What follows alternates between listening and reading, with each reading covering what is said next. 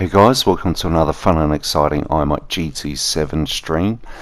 This is the round one of Nations at Trial Mountain.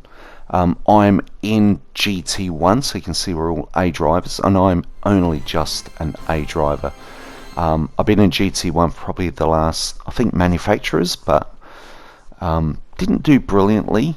Didn't stream a lot. There was one I wanted to, which was Spa, I think, or Daytona, but it just went too long, so I couldn't stream it. Wasn't great anyway, so I'm only just an A. So this round I wanted to hang on to my A so I could enter Nations. It's the first time I've been an A driver in Nations. It's always been manufacturers. So here I am in Nations finally, and one thing I thought I'd do differently is I need to start qualifying. I can't afford to be doing a start from the back. I can do it in GT2, but in GT1 I've got to start putting in a bit more of a serious effort. So I did that with this race. Been doing a lot of practice during the week, bit of confidence, but still qualified second to last, so I was quite surprised at that. I thought I'd qualify 8th or 9th or something. So 10 laps, 0 tyre wear, 0 fuel consumption, racing hard tyres, using garage cars, so that's why there's no liveries. And the difference with these cars is the Porsche that we're using at the moment, you might notice it has a turbo, but the car in your garage does not have a turbo, and you can't put one on. So I couldn't practice in a custom race or hop in a lobby. I noticed it when I did hop in a lobby. I thought something's not right, my lap times are a bit down, and then I started to notice that, oh yeah, you can't practice for this race. Slipstream you can't practice for. So I just had to go practice as fast as I can. So I hit a minute 47.9 I think, leading up to this race. My second account in GT2 I've been racing during the day, and it was a bit up and down. Some races I didn't do so well at from the back, and then there was another race I actually qualified second and finished first. So I was happy with that, but very up and down, very unpredictable this race. The cars are very powerful and very slippery, so during the week I learned I needed traction control 2 and active stability management on, so you see those two flickering away. Brake balance at -3 to the front, I found was my best time, and ABS at default. So anything outside of that, I seem like my lap times weren't as good. In GT1 normally it's heavy damage, and this round of 4 races, it looks like all races have light damage. So the damage isn't permanent during the race, slowing you down. It's not so bad. Ooh, and that's can't remember his name, but he went off track and he's hit me, and I've had to get down to 3rd gear to stay on track. So I managed to stay on and damage control. That was good. Able to push on. So from P12 I'm up to P10, and there's some good names in here like Pan Mac. He's in here. I've forgotten the other ones that are like a bit of regular names that I'm familiar with. I was hoping that because you can't practice that much, I was hoping other people wouldn't have put in much practice and they'll be unfamiliar with the car. They'll be underestimating the car and the conditions, braking late, you know, going straight into that rail, chaos, and I'd be cutting through the pack. I feel like I've been able to control this car to a 98%. There's always a little iffy here or there, and nervous on people behind me, but it looks like Scumbag, yeah, that's another one. Scumbag, he's in the race. Yeah, he qualified well. Scumbag's been doing really well lately. He's an A driver in my mind, and yeah, he's been doing really well. I think he qualified 3rd, but he had a bit of an accident with some guy, so he's dropped at the back and he's behind me. We are mates, so I've been mates with him for a long time. And here we are finally back together racing, and I was waiting for him to finally catch me and at the right point overtake, but don't think it actually ever happened. But I would get nervous with people around me because you just don't know what they're going to be doing. This I would like, two cars almost battling. It was almost the Porsche Cup. There was another guy in a Supra, just one other car. So it's a bit disappointing when you get like 10 or 12 cars that you can choose from, and it's always one car that is the dominant. I've said in the past a long time ago, start from the back is fun. I don't normally recommend it for a one-make race because it's very hard to overtake when we're all doing the same speed. So you can see the slipstream there. It's quite strong, so where I would normally brake, I would have to brake a touch earlier. You can hear the engine almost locking up as I'm gearing down a bit too hard. And after I'd done quite a number of laps, I then thought I'd go and have a look at someone's replay. Got a bit of a tap there from that guy, but nothing too bad. Didn't overtake. Yeah, I watched a replay of the top driver, and the gear selection he was doing was a bit of a helping hand, because I was probably using too low a gears going around corners. So a lot of my gears I was coming out of corners in third, whereas I'd notice he'd flick the car into fourth gear, for example. Not a huge fan of this track, mainly this little bit coming up here. Just the left and right isn't too bad, but the undulating really throws the car around, taking the weight off the car, and it can just slide pretty easily. So I'm learning to just control the speed over those undulations. And again, I'm still eyeing off these two guys, just approaching cautiously and just waiting for one of them to come off second best and hopefully take advantage of it. I must admit, looking at the points, which I think P1 is like 171 points, it's huge. And I thought P6, and the reason why I was thinking P6 is there are 13 drivers, and I'd like to get in the top 50%.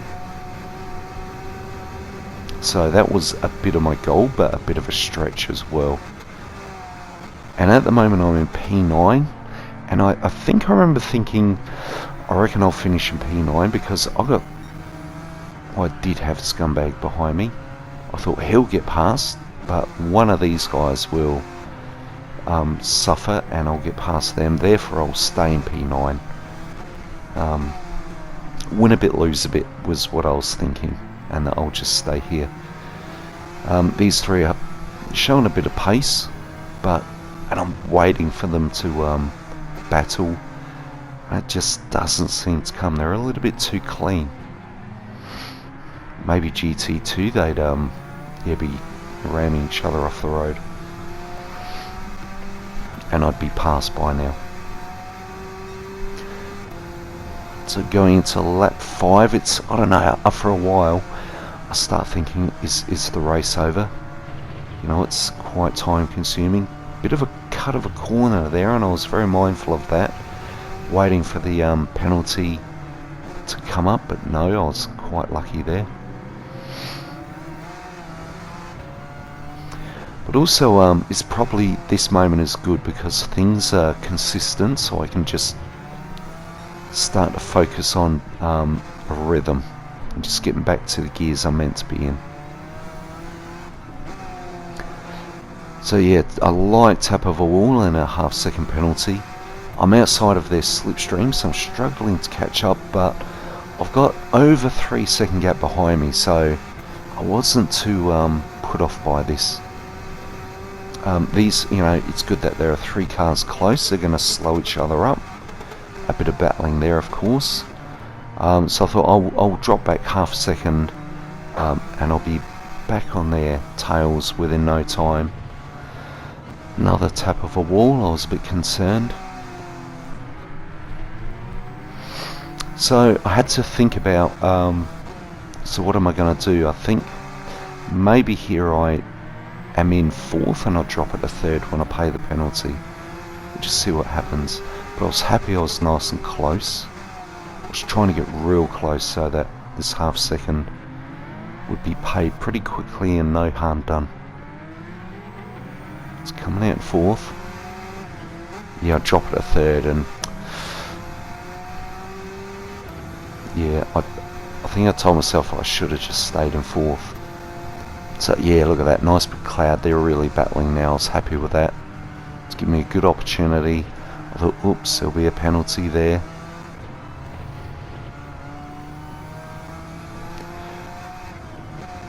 And the gap behind me is now 4 seconds, so things are really going wrong behind me. So I consider I'm being dealt a lucky hand here.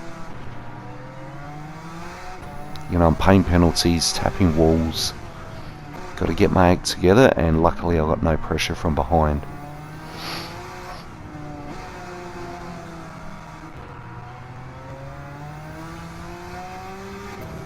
And the other thing is, we're only halfway through the race. I've got plenty of time to catch up with these guys, and I'm still banking on that things will go wrong.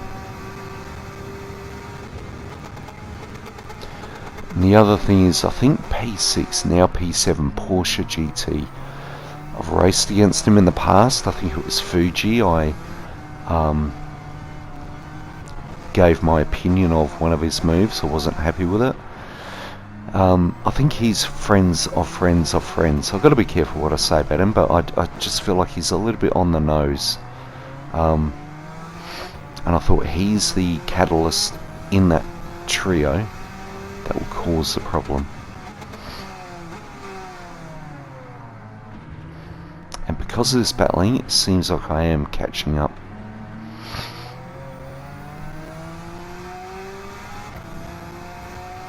And that's the...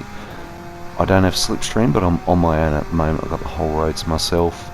Don't have to worry about anyone else, just focus on my brake points, my gears, my rhythm.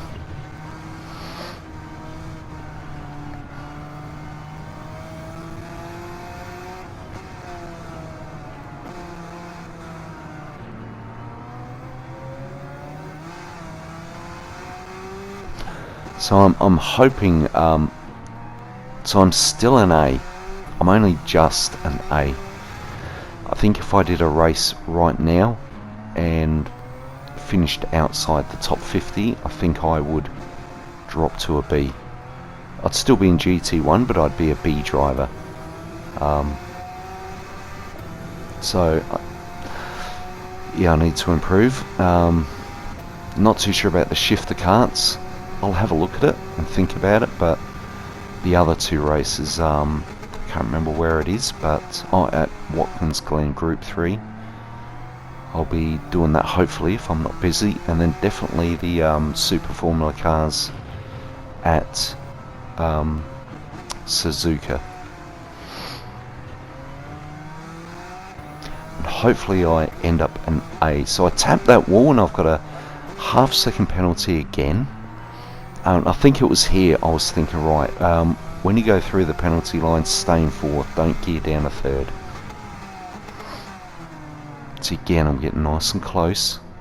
Just when I get a penalty, it's quite frustrating. So here I'll just keep it in 4th.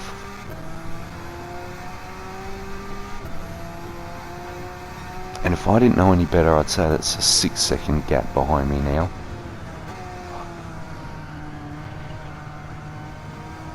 Still P9, hanging on to that P9. And it's like, right, we've got 3 laps to go. I've really got to catch up with these guys. And they just seem to be stuck with each other, still battling away. Bit of contact there. And what's his name? Harry the Cat.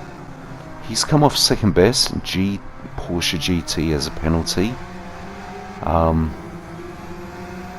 Couldn't capitalise on that, but I had a feeling that Harry the Cat wanted to catch up to Porsche GT.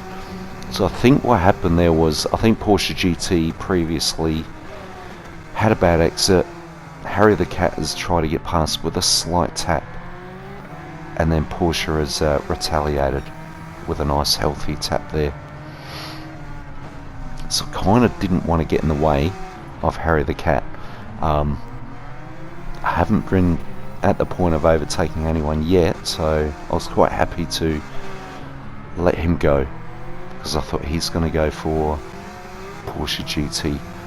Wasn't sure if Porsche had paid his penalty because I couldn't see. Oh, there goes Porsche. And I just thought, karma, justice. That was a bit of a smile on the face, because I think there's some people in the sport who don't show the right etiquette, and I was just happy to see him out of the way. So anyway, so moving up to P8, and so all I've got to do now is just apply some pressure to Harry the Cat. And you can see there, like, it just looks like he's going to touch wide. It's a bit squiggly, and I thought, I'm not confident in your driving. I wonder how confident he is. I've just got to keep it clean and start moving forward, get in this slipstream, and then find the right spot where I actually commit myself to attacking.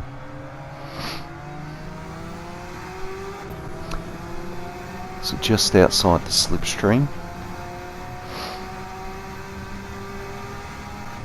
and looks like Porsche is in P10 now. Yes, any little slip up is quite costly. At any point facing the wrong direction is game over, basically. So I was quite lucky that during the day I had a bit of practice on how to handle the race with other people on it. Car setup, and qualify as best as you can. Disappointing, different. It's different this race compared to every day. I just prefer, I'm sure everyone does, a little bit more self-management. You know, you choose whatever car you want, not a select few.